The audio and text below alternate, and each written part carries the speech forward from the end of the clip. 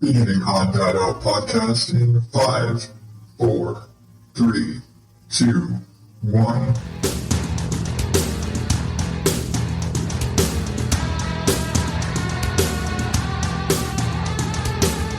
Welcome to the Oddballs podcast, where normal is not my specialty. I am your host, as always, Adam Higgins, the Odd Dad Out. You can find me at odddadoutpodcast.com and in all the social places at Odd Dad Out. And this is the show where I ramble and rant and do all the weird, crazy things all normally, but every now and then I invite somebody else to come on and ramble and rant and bullshit with me. And this is one of those times. This week I have Donna Johnson from the Broken Compass podcast. Like me, Donna is very much kind of the stay-at-home parent for her two boys, and so we have a lot in common on the parenting front, so there's going to be a lot of that. This is a very parent-heavy episode, so it's just fun. It's just a fun conversation between me and a friend, but aren't all of my guest spots. So without further rambling from me, not that the rest of the episode isn't rambling, but here we go. My goofball conversation with Donna from the Broken Compass podcast. Normally I just bullshit for whatever the fuck and edit. Like I basically like do the same kind of shit that Kate does in certain respects. And yeah, if it's not a, hey, we're going to talk about this subject, then like, with my friend Matt, it was about 30 minutes in and I like make reference to something. I was like, for those of you who don't know, you're like, oh, I thought we were just fucking around. Like, oh no, yeah, come on, man. This is what I do. like I bullshit for however long and I make a show out of it. I don't know. Yeah. Oh no, that's perfect. Just talk and see what happens. Yep. So I'm totally down with that. You know, I have no problem with just chit chat about absolutely nothing. So I'm good. But I do have a question for you right quick. I hate to admit this, but I fell asleep listening to your last episode about Damien's tooth. How's the tooth? He can eat. Okay. It's still in a splint. I think he has to go back next week. I think I have to double check on the appointment, but they wanted him back in like 2 weeks for a follow up and all that stuff. And so, yeah, it's still splinted, but he's at least capable of eating as long as he's not biting down with those teeth. So it's like, okay, everything he has to be cut up and in pieces, you know. So like a toddler. It's like having a toddler again. Yeah, kind of. Nice. Bless his heart. Mm. And I don't even mean that in a condescending Southern way. Like I really mean bless his heart, because that is not cool. Inflection means everything on that one. Yes. It's sometimes, kind of got to figure it out, but no. Yep. It's the Southern thing. You're Southern enough. Yep. So you get it. I lived in South Texas for 15 years. And so, yeah, I get it. South Texas is really North Mexico, but it's still like you've got the Southern influence, mm-hmm. and it's Southern enough that my wife insists. And I still think it's funny because she grew up in South Texas, not the South. But she insists on particular rules of conduct in the house when it we are going to have a proper Southern home. So if at any time we have company, the house has to be spotless. Yes, I can agree with that. My house is a wreck, but nothing in this world do you get clean 15 minutes before somebody's coming to the house. Yep. I mean, people just start slinging shit, stuff shiny. Yeah, that's how I was raised, and that's kind of how I like to be, but kids. Yeah, I need another house just for kids. Yeah, it's funny because the house is trashed. I have 4 boys. I have to sleep during the day if I'm not being crazy and spending it all practicing video editing or doing interviews or some shit that I could, like, when I'm not doing things that keep me from sleeping because I'm stupid, then I have to sleep during the day.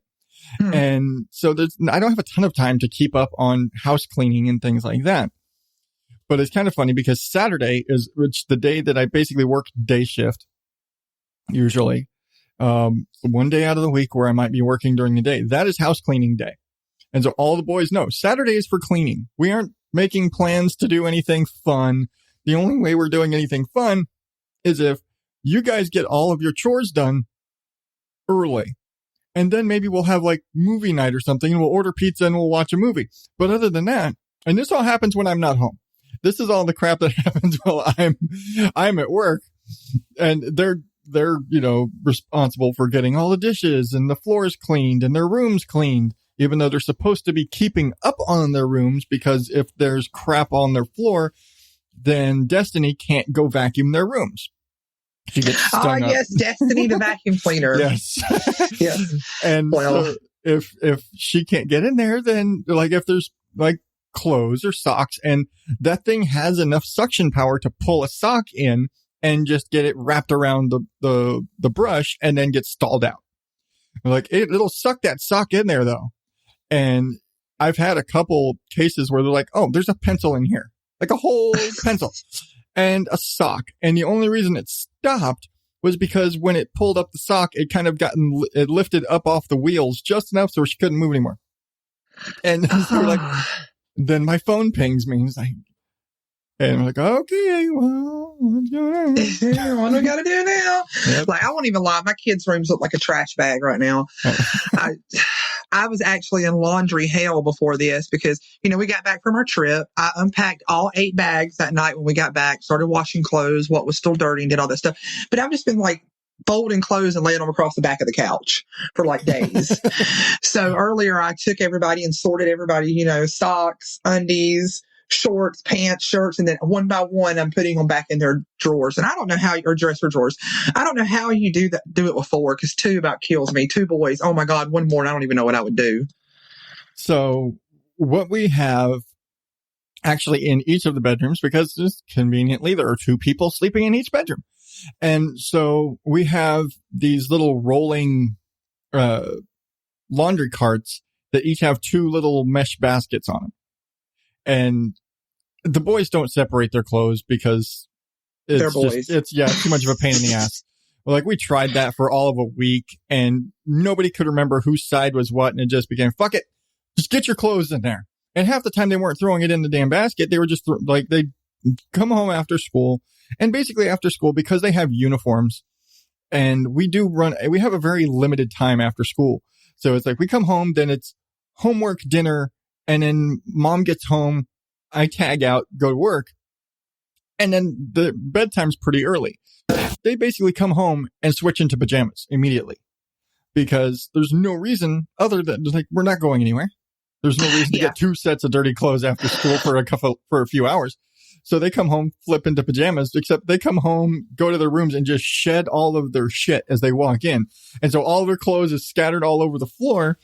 And then, of course, when they're sitting there and what we have, the system we have for laundry now is because now they've got the nice rolly baskets. It's like, okay, roll your basket in there. All your clothes gets washed. All of the old, like white plastic, laundry baskets that we used to use are now all exclusively designated. This is clean laundry. If it's in one of these baskets, this is for bringing the clean clothes from the laundry room back to your room so you can sort it back out and get it put away. And this works great in theory. And then we got a big stack of laundry baskets sitting in there, but they won't pick up their shit to begin with. Yeah, that's like my kids. As soon as they come in, like we use our laundry room door, our back door. So as soon as we come in, by the time they cut through the laundry room into the kitchen, clothes are coming off. We may have a shirt here, a sock on the couch, pants in the bedroom. Because my boys usually just strip down and put on shorts or whatever when they get, because it's, like there it's hot all the damn time. Yeah. So just come in and put on shorts and, unless we have like scouts or my whole family trains in Brazilian jiu-jitsu. So unless we do jiu-jitsu or have scouts or something like that, we don't do a second set of clothes. either because I already have enough to wash. By the time everybody takes baths, and my husband loves to take baths. He takes at least 2 a day, sometimes 3 whenever he's not working. So I already have like a shitload of towels and stuff to wash. And nobody here likes to reuse their towels but me. I mean, I get it. I guess maybe you're clean when you dry off on it. I mean, but they're not the ones washing the clothes. It's me. Yeah, exactly. That's a good my system. thing too. Yeah, that's a good system though with the laundry. I mean, in theory, if it works. Yeah. And because I bitched at the boys so much because they would take their towels and put them in their laundry baskets, and I was trying to just have like a segregated load of this is just towels. Put all the towels here. I'll do all the towels. And that just failed miserably. And so I was like, fuck it. By the time, like, I used to use towels as filler in their loads because the 2 older boys, because they wouldn't put their clothes away. Now we basically like, you don't leave your room till your laundry is done. Like that basket, like, I know that basket's clean. Why? Because it's a white basket. Like one of those, like, that's where the clean clothes lives. If it's dirty, it's over here. It's in the cart. Well, I know, and I get so frustrated. The biggest thing my biggest gripe with them about laundry has always been that they would not put their clothes away. And then they'd go digging through the basket to find a clean shirt or pants or whatever for school and just fling their shit all over the floor. And like, oh, it touched the floor. It's dirty now, and throw it all back into the dirty clothes. And I'm like, why am I washing all these jackets and sweatshirts and crap in the middle of the summer? You haven't worn this in months. Why am I washing this 2 times in a row? Yeah. And shit like that. Like the other day, we did the laundry, and I literally, like, because they have so much crap and they had flung all this stuff and walked all over it and dog laid on it and everything. Like, okay, half their crap that I knew that should have been put away, but never was. And I had to like, all right, fuck it. I'm going to round up everything. It's going to be 2 loads for you guys because you just made a mess. Like, fine. Second load comes up and it's not a huge load. And I'm like, all right, I'm going to go through, get all of the stray everything, pull everything out of your closets. Every piece of clothes you're not wearing that isn't in your dressers is now being washed. Like it's either in the washer right now or it's in the dryer right now. And at the end of the night, I look up after everything's been pulled out, and they've got a fuck ton of clothes in the dirty clothes. Like, what? No. Like, I know for a fact there's nothing. And it was the sort your clothes, get it put away. You're not coming out. And they were both, the 2 older boys had actually just come off of being grounded for fighting, or they were trying to get early release, basically. It was like, get your rooms clean, get all of your laundry put away, and you guys will be ungrounded. Even though they both had time left. They're like, you'll get off early if you get all your shit done today. Mm-hmm. And Damien's like, okay. And then like 30 minutes later, okay, all my laundry's done. Meanwhile, Charlie's still throwing a fit about it because he does. And I go in and look, and I'm like, wait a second. And I look, and there's like school clothes. It's Sunday. Like, why is there a school shirt on the top of the dirty clothes hamper when I just washed all of your shit yesterday?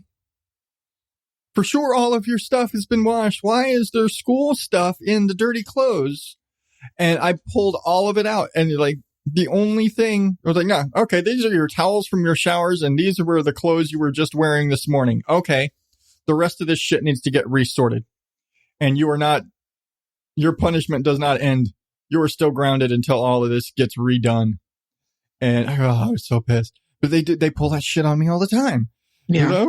Like, Sam will do his laundry, like, even though he he walk in and just shed clothes and have one shoe here, one shoe there, socks under the dinner table, another one in my room for some fucking reason. Yeah, like, how the hell do socks get all over the house? Or like, I'll end up at the end, like, I'll buy the boys like new pairs of socks, and then like literally within a week we have like 2 socks left. I'm like, where the fuck are all these socks going? I know. And then I pull out my youngest son's bed to clean, and there's like 97 socks between the bed and the wall. I used to have that problem we had a big pirate ship bed, which now lives outside. And I'm sure after I've still got a couple of weeks. I think next week I will finally get to mow my yard for the first time. I plan on mowing my yard Monday if it doesn't rain me out, because right now like the ground is so saturated. It's still, we had like 2 inches of rain last weekend. I can go out and my yard still squishes. But that's a lot for you guys, right? Because y'all go through like really, really dry spells, correct? Yeah.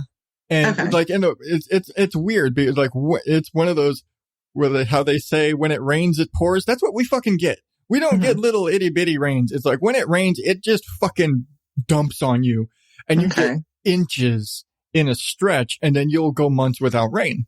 But in the time since we put this lawn in, we've had 2 separate incidences. Sure. It's difficult to say when you have teeth. When you don't, you're just right. But we've had 2 different cases where we've had 2 inches of rain in a day that just soaked the yard. And it was funny because they were only maybe 2 weeks apart. And to the point where there's a park around the corner where there was probably, they say, oh, it's 2 inches of rain. There was about 2 feet of water because it's kind of a sunken in basin sort of fields, like sidewalks. So it was just kind of like gathering there. Yeah. And like there's a few of those kind of parks around. But in this one, they hadn't installed the drainage out of it yet. And so this one just built up and it was like an Olympic swimming pool of muddy water in there. It hadn't even finished draining out and like soaking it into the ground yet when this other storm hit. And so now it's back up to like 2 feet of water and they're like, damn. They're like, man, it's a good thing it's not mosquito season because that would suck. I was just going to ask, does it get like stagnant? Yeah. I mean, I don't want to go over to that park right now, but that's also of the third furthest park from us. Like I got 2 closer parks that don't have pools in them. Ew. It's funny you mentioned mosquitoes because what's today? Thursday, I think. On Tuesday night, I was getting bit by mosquitoes outside. Yeah. Yeah, which we live like in freaking woods, and there's like a creek that runs through here, and it's like it's really dry here or it's really wet. There's kind of no in between. We'll go months with no rain, and then it'll rain. Yeah. Like it rained for about 24 hours straight prior to today. Now it wasn't like a heavy rain, but it was enough. Like I have like mud puddles and stuff like that. Yeah. But it's nothing for us to get mosquitoes. Any time of the year. Basically. Yeah. I remember when I lived in Texas, that's how it was because I lived in Corpus Christi. And so I was right on the water. And it was funny, like I lived my apartment when I lived by myself, which is where I lived when I got married, was like they were basically old barracks from the Air Force Base. And they'd moved the barracks into a different location, except these things have basically been apartments since the 80s. They didn't really do much of anything. We're like, oh, yeah. I mean, they're huge. I think I was paying like $500 a month for a nearly 800 square foot 2-bedroom apartment. Oh, wow. Yeah. And I had it because I had so much crap that I just accumulated. I'm like, well, hell, I've got enough stuff for a 2-bedroom apartment. and then I, get married in my office. You just thought you had crap until you got married and had kids. Well, I mean, I had 2 full living room sets of furniture. And so I had outfitted my office at the time with basically like, oh, here's the extra couch and the desk and the this and this and this. And then, we got married and we had Charlie and that became the nursery. And like, okay, fine. And like slowly but surely, every time I have an office, we have a kid and I lose it. But at this point, nope, not happening because medication makes that bad. Yeah. No more babies here either. No. And you have an office and you have rooms for all the kids, so you should be good now. Yeah, exactly. Like I have for a while, my wife wanted all of the boys. She was looking for like a 5 or 6 bedroom house because she wanted everybody to have their own bedroom. Like, fuck no. Like you'd realize how much of a pain in the ass it'd be if we had a house. One, how expensive that would be. Yeah. But a house big enough for everybody to have their own bedroom. No. And that's just 5 times the mess. Yeah, and that's one of the things people are always like, oh, I want a big house now. There's something. No, all I see is more to clean. We have a 3-bedroom home now, and that's enough. 2 bathrooms, 3 bedrooms, kitchen, laundry room, living room, 2 hallways. I'm good. Yeah. I'm good. Yeah. I was like, our house now, I mean, the fact that I was willing to suck it up and say, fine, we can get the robot vacuum, because I realized how long it takes to fucking sweep every day. And it's because the main floor of it is all tile. There's only carpet in the bedrooms and the office. And I was like, that's so much sweeping every day. Like, I got a big push broom, like you see in the grocery stores when they're just walking up and down the aisles. I got one of those to do the floor because it would take so long. It took me almost a half an hour to sweep just the front entryway through the kitchen to the living room to the back door, just to sweep up the tile. It took me like 30 minutes just to sweep. I'm like, no, we can't. And, you know, when you got tile floors, you got to clean them like all the time. You got to get that stuff up because it just, my wife is not one to wear shoes in the house. And so she'll walk around and every single little crumb she's feeling. And she has since gotten slippers because the floor is cold. But no, it's just like one of those, you got to clean it every day. And it's just a pain. That's why I don't walk barefooted, because I can't stand anything on my feet. The only time that I am barefooted is when I'm in bed or I'm showering. I can't stand anything on my feet, like dirt or anything. So like, I can understand that. I'm always got on shoes or like flip flops or something. It just, can't stand it. Yeah, I've always got socks on. I don't know. 1, my feet get cold. 2, they're ugly. And 3, like, I don't want to look at my feet. But I'm more comfortable. I'm weird in that for my generation, I'm really weird because I like my clothes to fit. And so I remember I ordered. I'm sorry if you just heard that. I just had an Amber Alert go off on my phone. Go ahead. I get a lot of silver alerts here. So what is exactly a silver alert? Because when we were in Florida the other day, when we were coming back from the airport, on the big monitors they have on it said something about a silver alert. And my oldest boy looked it up and we were like, I wonder if it's an old person missing. Yep. It is? Okay. It's for seniors. Okay. Which I feel is mildly condescending. Right. How old do you have to be for it to be a silver alert? I'm just asking for a future reference. I'm wondering if it has to be like 60 or above. I don't know. That's curious. I'm going to have to check. I'm going to have to research that, but I won't do it right now. I know. Well, out here, because I live out in Surprise, we are basically ringed by Sun City and all the various incarnations of Sun City, and which is all retirement communities. Okay. And you have to be over 55 to reside in Sun City. They have certain exemptions for taxes and things like that they don't pay because their population, it doesn't apply to them. So, the taxes you normally would pay that would go to funding schools and things, they don't pay any of those because nobody inside Sun City goes to school. Oh, okay. Yeah. And there was actually a case where there was a couple where I guess their granddaughter, parents died or whatever, but they adopted a granddaughter and she was like 16 and she had to go to school and she was living with them. And they basically were forced to move out of Sun City because they were basically like, she can't live here. Like, we understand the circumstances, but if she lives here, we now have to pay school taxes, even though there aren't any schools here, but we have to now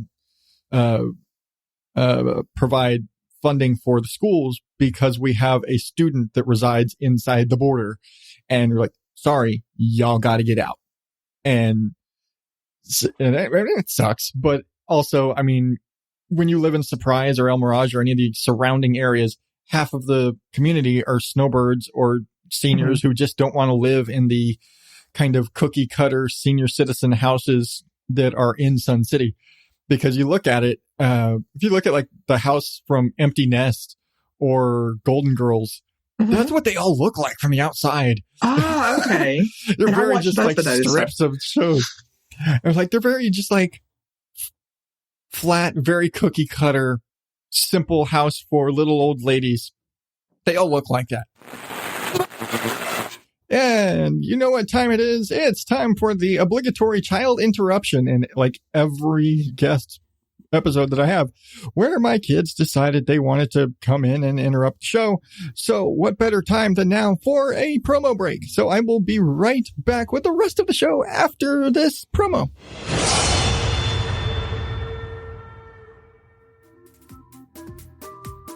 If you enjoy space adventures featuring brave and competent astronauts. Can you give me a countdown to be ready?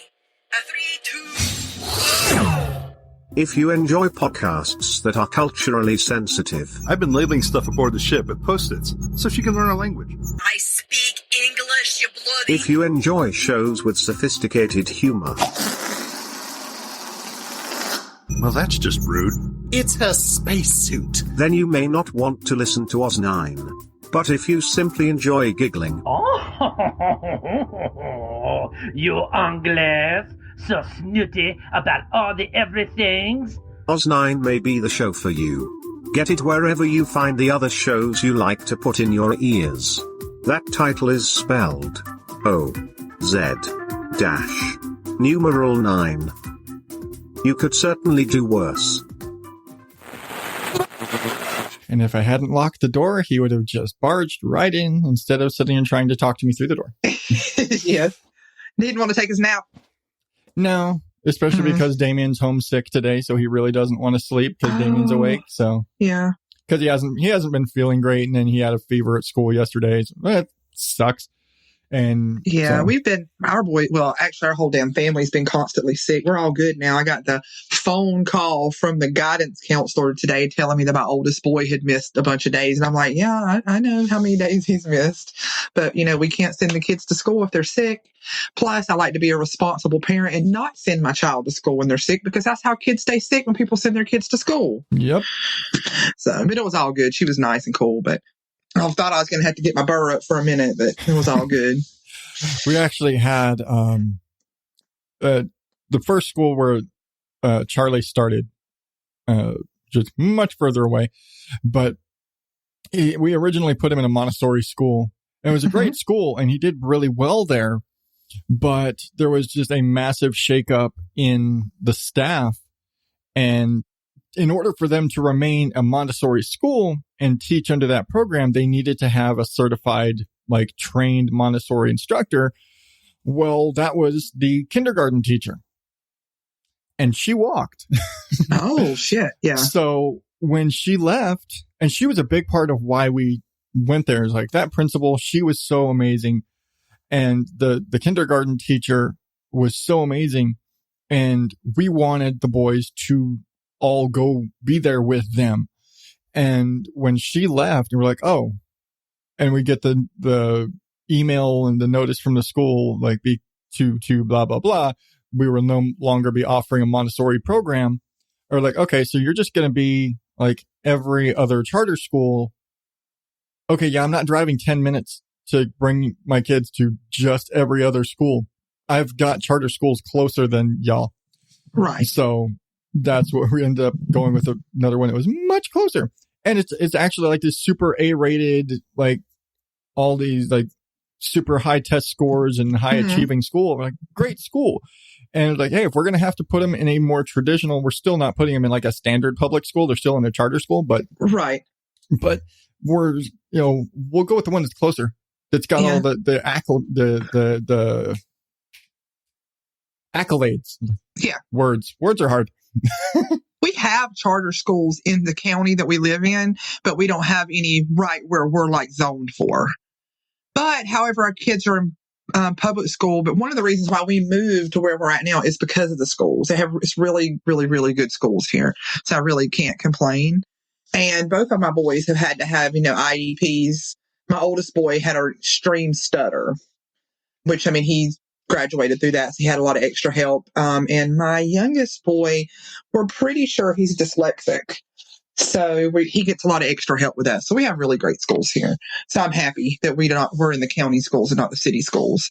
But I hear a lot of good things about charter schools. I think there's 2 in Valdosta, which is our biggest city closest to us. But I don't know. We've been happy here. But tonight I'm I'm not really one of those parents that ever cried at milestones. I didn't cry when my kids went to kindergarten. I didn't cry, when they turned 5 or, when they turned 10 or whatever. But my oldest boy, he's in 8th grade.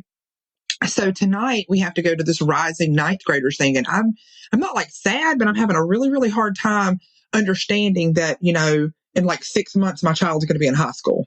Yeah. I think that's a one where you start whoa. I still whoa at the fact, like, wait, I have a 10-year-old. Like, yeah. I'm 12. I'm still a Toys R Us kid. What the fuck am I doing being responsible for a 10-year-old, a pre-adolescent smartass? Yes. And, I was like, oh wait, I have 4 kids. What the fuck? How the hell? Like, I know how, but what the hell? Right. I don't know. Let's see. Yeah, it's crazy. I was like, just remember, I'm like, how the hell am I like, I'm about to have a 14-year-old. It didn't even really bother me when he turned 13. I'm like, he's 13, but I'm like, holy shit, he's about to be 14. What the fuck? Yeah. I don't even know what to do. How am I supposed, and luckily he's a boy. And I know that boys can be dramatic, but I have a lot of friends who have girls that are actually even a little younger than him, 12, 13, and some that are older, and they have a lot more drama. We don't really have drama. I mean, he has a smart mouth, but I mean, my husband is extremely sarcastic and very much a smart ass, so my kids pick it up natural from him. Plus, you're going to add that, 13-year-old brooding ass attitude into it. But I'm just glad it's not like dramatic girls. I mean, we don't have like door slamming and I hate you. I never want to talk to you again. We don't have that kind of drama. But, you were a brooding teenager at one time. You probably remember. Well, I get that now from the boys. I tried to explain to my wife a few times, like, okay, here's the thing. This is something boys do. You're just going to have to accept it. There will eventually be a point where Charlie is going to challenge me for dominance. It's a thing that happens. Mm-hmm. We're going to fight. He's going to hit me. I'm probably going to hit him back. It's going to happen. I don't know what age. I was 15. Yeah. It happens. And it's not even like you hate whoever. It's just this thing that happens with boys where you have to stand your ground, and eventually you have to, even when dad is the greatest and you love dad, there's nothing wrong. At some point you have to put your foot down. And I don't know of any guys who didn't have some sort of an experience where they just had to push back against dad or mom or whoever. And it's like you're mentally flipping that switch to go from I'm a kid to no, I can take care of myself and I can handle things. And like, I don't need you to control every element of my life anymore. And it's this weird, whole crazy thing. I'm not looking forward to this. I grew up in a house of nothing but girls. I mean, there was 3 girls. My dad was outnumbered, and all my sisters, I say all my sisters, I have 2 sisters, they all have girls. So my whole entire family was nothing but girls. My dad died when I was 17. So it was just my mom, my sisters, everybody's kids, everybody's girls. So I was the only one to have boy children. So of course it was like, the fucking Lion King when my oldest son was born. Oh, we have a boy, because everybody always had girls. So it's been a major learning thing for me. But I kind of always felt like I wanted to be a boy mom. I like the boy mom thing. And I, can play with my, nieces when they were younger and do the makeup. And, I have best friends who have daughters and I can, play that stuff and all that kind of thing. So I get my fix with little girl stuff, but I would definitely hands down always want to be a boy mom. And it's funny because Rihanna always insists she didn't want kids. She wanted cats. But I have those too. Yeah. But it's funny because we had a boy. We had names picked out. Like we had girls' names picked out. We ended up using our first girl's name for the dog. And so that was Cheyenne. Right. We just kept having boys. And we very quickly ran out of boy names. And it was like, if you ever see that meme, you never realize how many people you hate until you try naming a child. It's true. And so there were so many nope, can't use that. Nope, can't do that. Nope. Yep. Think about that person. Nope, don't like that. Yep. We kind of went the cheaters route. Our kids are both named after families. My oldest boy is a junior, so that was a given. And then my second boy, we named him after my father, which is also in turn after me and after my mother-in-law. So we used family names. And the reason why I went with family names with both of them is because, my oldest boy was a junior, but I wanted my second son to feel like he was just as important and needed a family name too. Not like, okay, here's Junior, and then, okay, here's, Max or something, just some random ass name. So they're both named after family members.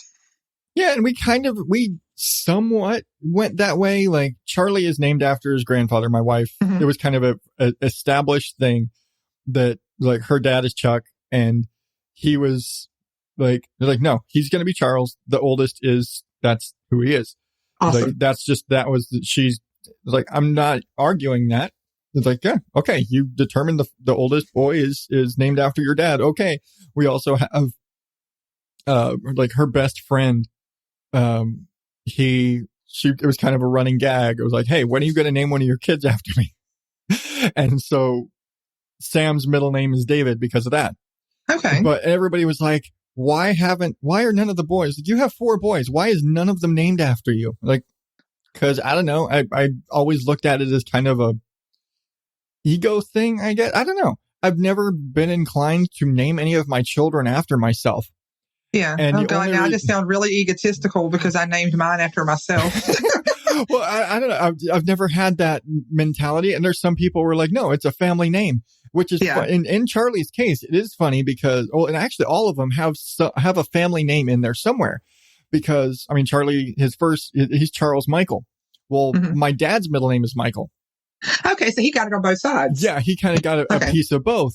And Damien, I actually have a nephew. My sister's son his middle name is Damien, and we're like, we kind of got the, like, oh, you're trying to steal names. So like, no, we just coincidentally both picked the name, but we're using it as a first name. That's his middle name. So man, yeah, so man, right. Yeah. With number 3, and it was like with Alexander, it just kind of came into, and his name was probably the hardest of all of the 4 boys because we just couldn't fucking settle on anything.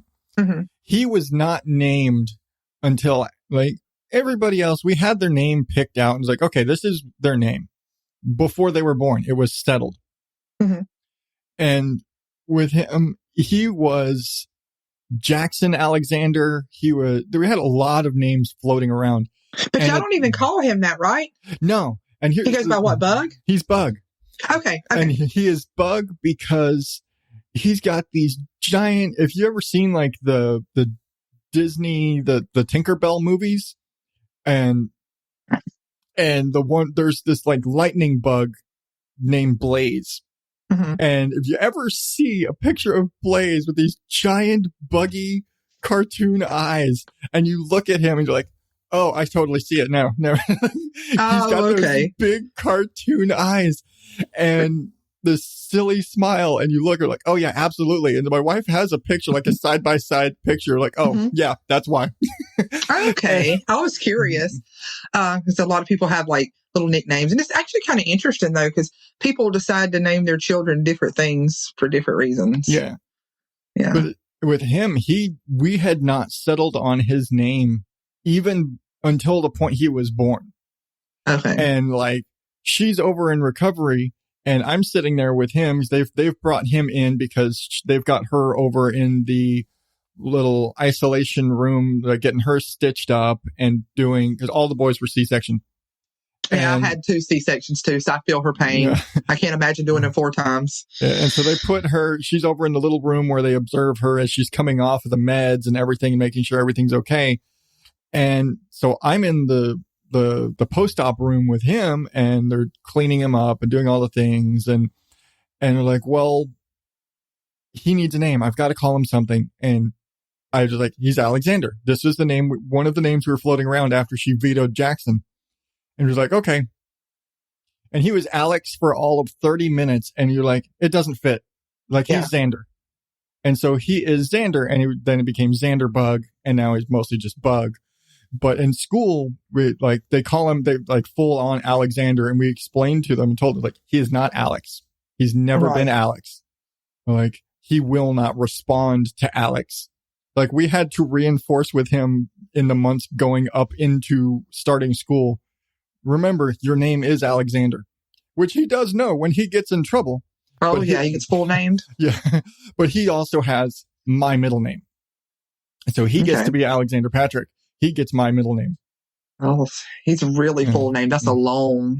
Which also means he has my exact same initials as well. But yeah, true.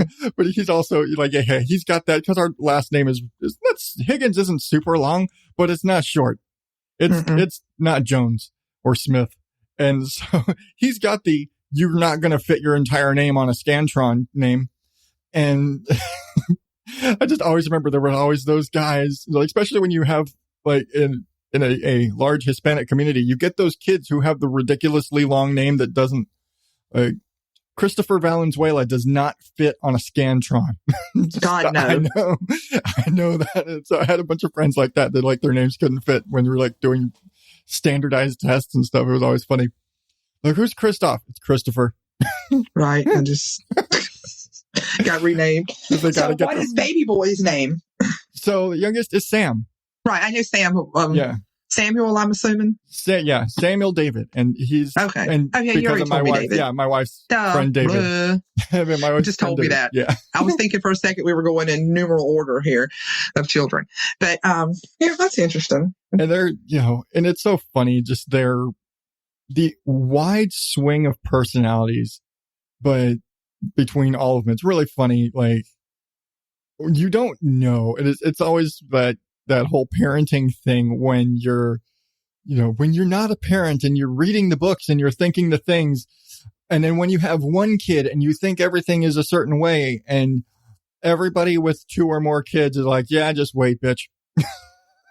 Yeah. That's why I stopped off at the second one. And, my kids like to give me a run for aging me. My oldest boy, this is one of the things here, just a little funny story. That's not funny because both of these things are tragic. But I always joke with people, like, I'm really glad that I stopped off with 2 because I have no fucking clue what the third one would have done.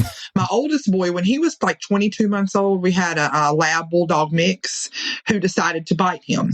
And he bit him in the face, and he'd come very close to getting his jugular. I mean, he has like scars and stuff. He had to have plastic surgery and everything. He's fine. He doesn't remember it. He likes dogs. I don't dislike dogs, but I have trust issues now because it was a pet that we had for like 7 years. So here he has this like near-death experience. Then my youngest boy, he had the major issue where he had to be life flighted and, on life support and all that kind of stuff. And he's fine now too.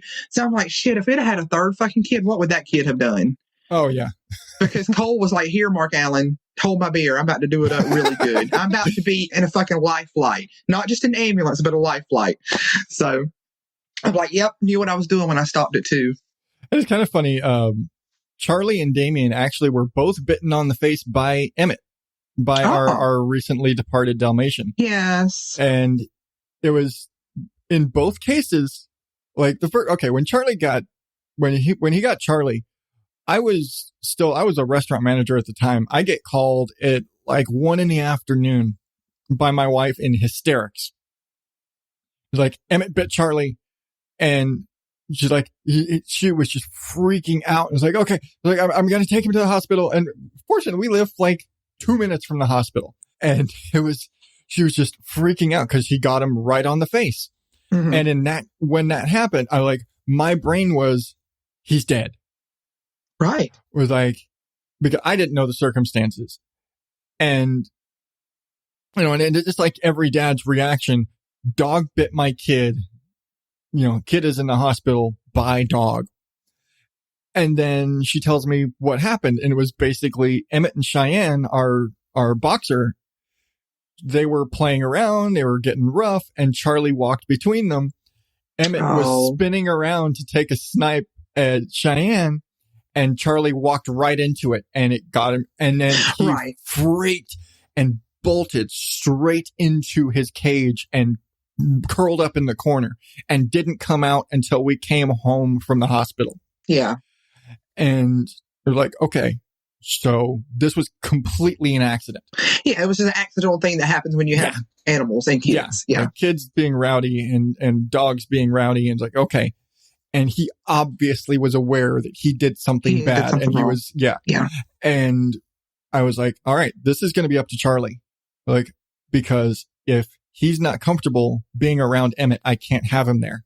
We have to find another home for it. Like, I'm not putting him down because this was not his fault. But if Charlie is too afraid of him, we can't have him around. That's not good for him. But we get home, we walk in, and Emmett's kind of like head real low, knows he's in trouble. Oh, yeah. And Charlie just walks up to him and just gives him a big hug. Like, okay. And from that day on, you couldn't mess with Charlie without Emmett coming after you. He was like, oh, no, I'm taking care of this kid now because I done fucked up. Right. I messed up. I'm earning a keep. Yeah. And it was just one of those things. And when the dog knows that they did wrong, it was an accident. Totally. Yeah. So.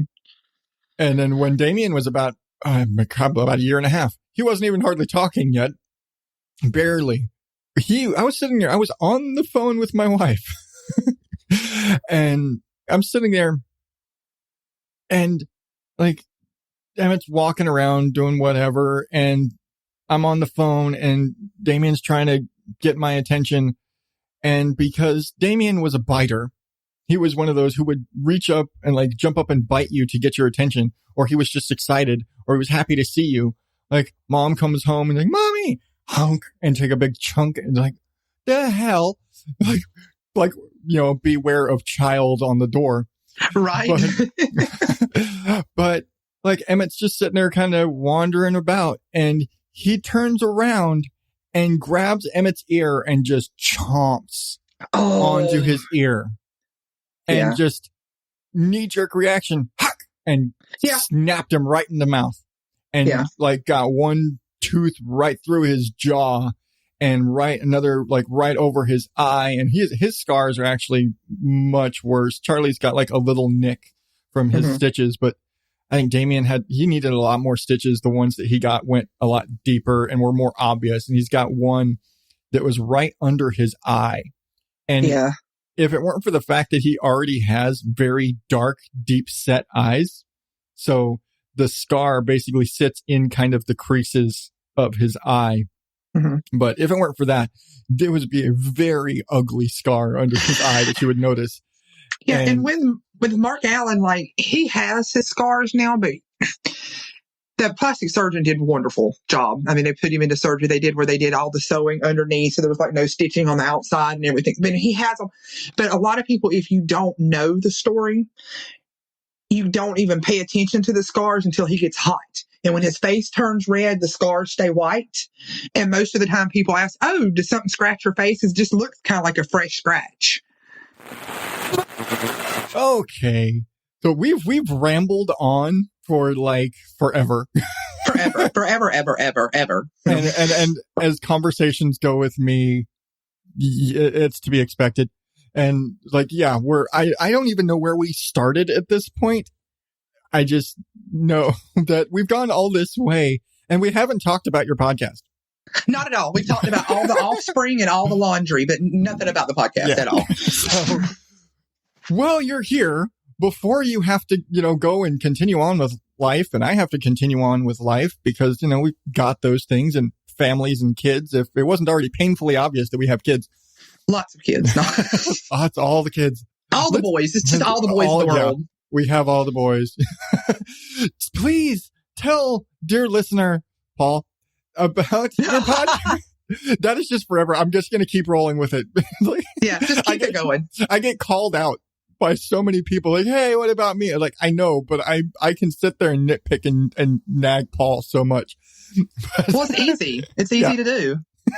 I remember at one time on Kate's show, he got referenced like 15 episodes in a row for some reason. Oh, yeah. He gets called out by like everybody. And it's almost like the password for indie podcasters is, do you know Paul? Yeah, it's like the 6 degrees of Paul Chomo. That is the indie podcasting world. Everybody is 6 degrees of Paul Chomo. So I'm going to get to the name here in a minute, but let's just start with, what is the Broken Compass podcast? Well, I am one part of the Broken Compass podcast. The other part is my best friend, Angela. We've been best friends for 14 years. We talk like women do. And she lives in upstate New York the North Country of New York. And I live in South Georgia. So a lot of our time that we spend together is talking on the phone. It's something we do a lot of times. So over the years, we've just formed this format, I guess, of talking on the phone, and we'll talk about everything from like social issues to like crime, other podcasts we listen to, stuff in the news. So we started talking, I guess, about 2 years ago about how, we should really do a podcast. So we kept talking about, and we finally decided to do it. So it's basically a conversational podcast of two best friends talking about shit. we're going to do like our first 2 episodes were formal episodes. She took a missing child case and I took a switched at birth case, and we kind of tell each other about it and we talk about it and just kind of let people eavesdrop. It's very informal, episodal type podcast. So it lives in the true crime area, but it's not as structured as like, I couldn't tell you because I don't listen to true crime. It's not one of those really harsh, like super scripted and like one of those kind of true crime stuff. They're telling you the story with all the dramatics and like you can feel the Law and Order dun dun coming up somewhere. Yeah, no, it's not like that. We both kind of write a script out so we can kind of do like a timeline, but we're not going to sit there and just basically read it to you. And we're still very early on of learning our format. But we're tagged under true crime, but we're also going to cover a lot of like historical stuff because we're really into history. We're into like conspiracies, and I'm not talking about tin hat, conspiracy, but into like conspiracy things, social issues, just pretty much whatever we want to talk about that time. Yeah. So just currently, it's like a mixed bag.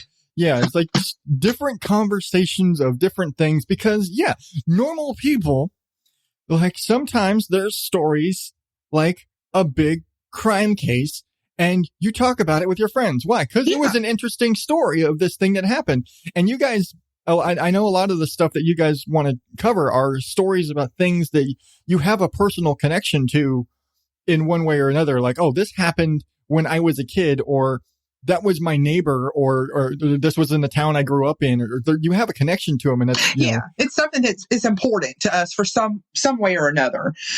So that's this. And we're still working on it. I mean, we're only like really 4 episodes in. So we're like babies and we're still figuring it out. Hell, I'm still trying to figure out how to edit, but it's a work in progress, but it's just kind of a passion project for us to do. We're going to talk on the phone anyways, and we're going to bullshit about stuff, and we're going to talk about these certain issues. So, why not let everybody else hear it too? And exactly. Maybe they'll like it. And if they don't, then that's okay too, because we're still going to do it. Exactly. I was like, you have these conversations and now you're sharing these conversations with the rest of the world. What's wrong? Right. With that? And it's like, I'm looking back now, I'm like, shit, we had some really good conversations years ago. I wish we had that shit logged, but we don't, but now we do. And it's fun. It's a fun project for us. And we get to, I love doing research. I can fall down a rabbit hole of anything. So it's kind of like having a reason to do it. So it's fun. It's fun. I like it. And that's it. I mean, it was just basically 2 best friends who happen to be moms, and we just talk about stuff. So it's like Lisa and Sam from I Shake My Head if you actually were moms. Yeah. Like they sit there and have their conversations in the car, and like, but they just are best friends for almost 20 years now. But they just have these silly conversations in the car, and so they decided to start recording it and put it out as a podcast because they were going to have the conversations anyway, and they think they're pretty fun. They're like, yes, go have your fun conversations and share it with the rest of everybody. And I actually, like, you're up to episode 4 right now, right? At the time of recording in the future, if you're listening to this in the time warp, the glitch in the matrix. Did we really exist or not? But y'all right now basically have 2 formal episodes and 2 you two just bullshitting kind of episodes. And it's really funny to me. I mean, the first 2 are what's obviously going to be your most green because you're so new to this. Yes. And like, okay, these are the first 2 episodes. You're still really trying to, get your legs, figured out. And they usually say it takes like 10 episodes to really kind of find your rhythm at all. But the stories were great in those 2. And I really like those stories. There's a lot of information, a lot going on in there. And because we've talked about this before, like I could hear the nerves from both of you in those first couple of stories. Like, yeah, totally. It's like, I dare anybody to listen back to my first year and not hear the nerves in my voice. But the other 2 episodes where you're much more shooting from the hip and it's like, yeah, this feels much more like this is probably where you guys were really kind of looking and maybe get a little more focused, but there's a more loose and conversational bit of it. Yeah, I think so. I would like to kind of mesh the 2 formats together. Which it was really easy then because we were actually together and we didn't have like a case or anything to sit down. We just sat down at the computer and started talking at like 2:00 in the morning, which is a lot of times our conversations will start after the kids go to bed, at 10:30, 11 o'clock at night. We'll talk till 2 a.m. in the morning. And so that was normal for us. So I would kind of like to mesh the two together, the very unstructured, but also have like something that we're actually talking about other than just, pulling shit out of our head. So yeah, you can tell. And I really felt like about close to the end of the first episode, the nerves kind of subsided, and then it would kind of kicked up again in the second episode. And then by the end of the second episode, I felt like we were more ourselves. Like we just kind of forgot that we were recording. Which is always the best thing. When you forget that you're recording and like, once you get, and it's a weird, like, you get that Karate Kid muscle memory shit going, where suddenly you've been sitting in front of a microphone for so long that you forget about the microphone, but all of your movements, like you move in a circular pattern so that you're always on mic. Like even if you're like, I sit here and I twitch like hell. I move so much. And if you've seen any of the Patreon video stuff that I've started doing, you realize I move a lot, but I've, in 5 years, I've developed this muscle memory for staying on mic. And after a while you do that and you become like, you're not even aware that the mic's in front of you. You forget that you're recording this and doing all the stuff. You just do. And it's like, once that switch flips in your head that you just tune out that you're recording, and then everything just flows and you're so much more relaxed. And you can come on and bullshit with people the way I do. And it's perfectly fine. And you can sit there and readjust yourself in your chair and manage to stay on mic, even though you've just moved your entire body. Right. I'm like flapping in the wind over here because I talk with my hands even when there's nobody to see it. Oh, yeah, me too. It's like, I think that's going to be one of the funniest things for when I start doing more video stuff is people realize how much I move around and I gesture at things for somebody who's doing an audio thing. Like, I'm all over here with my hands. And the only reason I'm not as more out here with my hands is because I have a mic stand in the way. Yep. So, but I'm thinking we'll get more comfortable. And I mean, there's a lot of podcasts that I've listened to that I did start from the very beginning. And you can see the progression of time of how things get better. And that's why each time, like, hey, if you're by chance listening to this, please just, don't give up on us. We're new here. We're not, highly, what do you call, I can't even think of the word. We're not my favorite murder. Yes. We're not, wondery or anything over here. We're just two chicks with a mixer and microphones and laptops, just talking shit. So it's fun. It's a really fun project. And it's one of those things I don't ever want to become a stressor. I want it to continue to be fun. Because like I said, we're going to talk about crap anyway. And usually when we record, we'll call each other on the phone and talk for like an hour. And then we'll set up all of our stuff and then we'll talk and we'll do that. And then when we get finished recording, then we get back on the phone and talk for like another hour. So I have to ask because I don't even remember how it was that the topic of the name of your podcast came up when we had the conversation originally. I do remember you mentioning it in one of the last 2 episodes. So I need you to tell the story of what is Broken Compass. Okay. So back several months ago when we first decided we were actually going to greenlight this project, we decided on Broken Compass. Angela came up with a name. We were throwing out a bunch of stuff. We kind of liked it because, we're in different parts of the country. So, you have your directional reference with the compass. And, like most people, we're a little broken. And, our stories are going to be about broken people. So we decided, hey, Broken Compass, that's kind of original. There was no other podcast by that name or anything. So we did our research. So right before we were getting ready to record our first episode, because we recorded our first episode about a month ago. So it was about mid-January. My youngest boy's in Cub Scouts and he needed a compass because of earning his adventure badge or something. For that, I can't remember the name.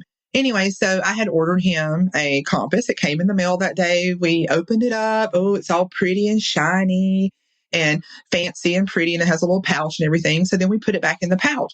Well, he was hungry, so I was going to warm him up some chicken from the night before. So I took a plate out and I put some chicken on the plate, like you do to put it in the microwave. And, I opened the microwave and closed the microwave and turned the microwave on. And 30 seconds later, the microwave goes off. And I look down and the chicken is still sitting on the kitchen counter. And I'm like, shit. Okay, I forgot to put the chicken in there, which happens sometimes. You turn the microwave and nothing's on. I open the microwave and lo and behold, what is in the microwave? The fucking compass. I put the compass in the microwave. Didn't make any type of noise or anything. So I pull it out. Of course, it's hot. The little pouch. The only thing that melted on it was it was in like a pouch, like it's a green, like military type material pouch. Yeah. A little bit of that melted, but I broke the compass. It didn't literally shatter or anything, but like the needle was all like jacked up, like it was saying north was the east, and so I literally broke a compass. So I had told Angela that night, I was like, okay, so this is one of two things. This is a really good omen because I've actually broke a compass, or somebody's trying to tell us not to do this shit right here because I literally broke. Who breaks a compass? Who puts a compass in a microwave? Me. Yep. So I remember I came in the room and I said, my husband was home, and I was like, you will not believe what I just did. He's like, what?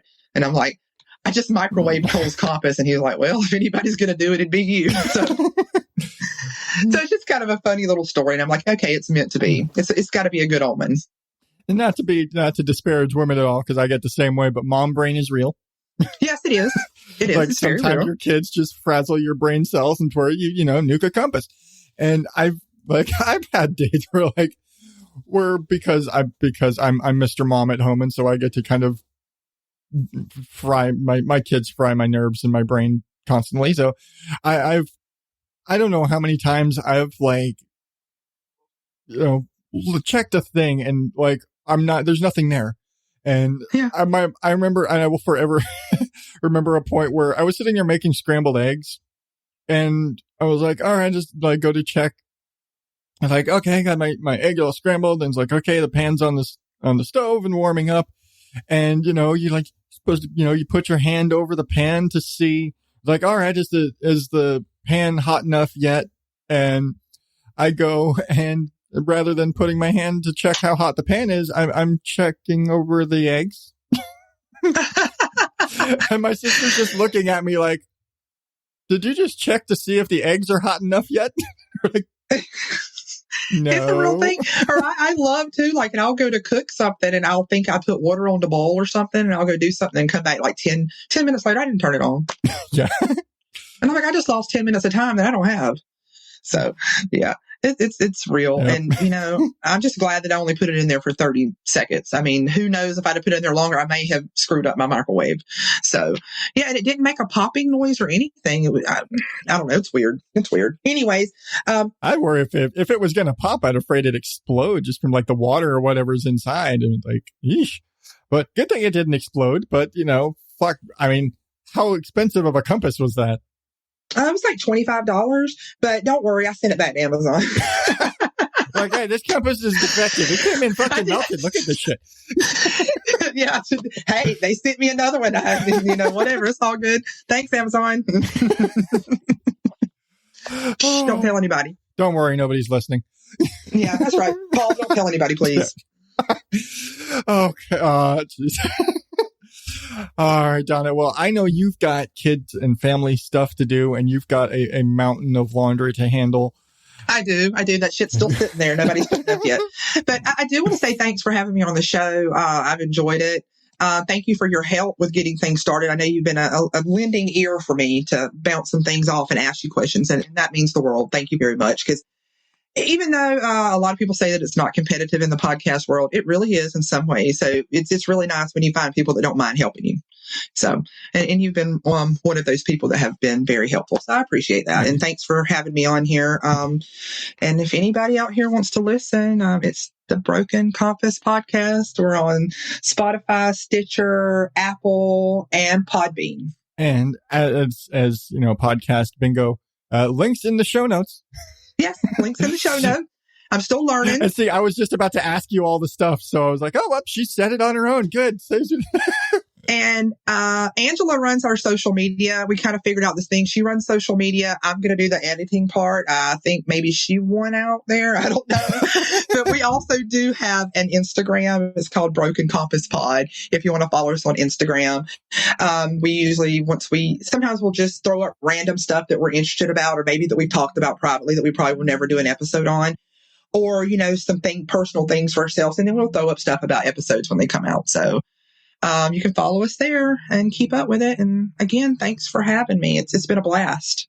Thank you for coming on, because I I'm trying to get back in the groove of doing interviews because it's been so long between the move and all the crazy stuff. So thank you for being willing to come on and just, bullshit with me for the last, how long is this going to be? Forever. Like Forever. 17 days. It feels like.